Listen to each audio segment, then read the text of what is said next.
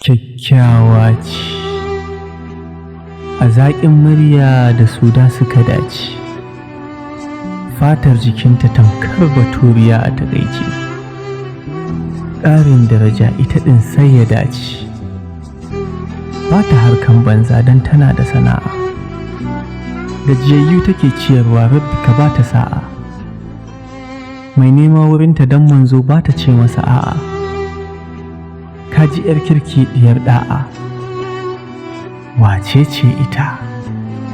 Sai ya dasa diya Haruna, uwar marayu mai yawan fara'a, malamar ma'aurata mai gyaran sunna.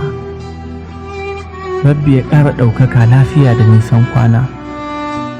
Ita ce mamallakiyar Queen Sadis Skincare, fadar da ake mai da tsohuwa yarinya, ragon namiji ya dawo gwarzo.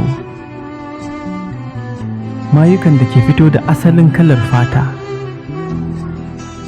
manpower wanda baya sa ciwon kai, ingantaccen maganin sanyi na inganta jima'i domin yaduwar zaman lafiya a zamantakewan aure. Ku garzaya shagonta da ke Kabuga Gadon Gami Complex, Floor 2 number 19D a jihar Kano, ko kuma GSM Village Black and White, Floor 3 number 67 jihar Borno, ko kuma layin WhatsApp kamar haka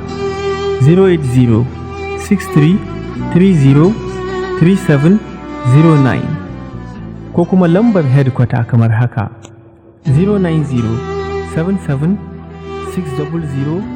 09077600210.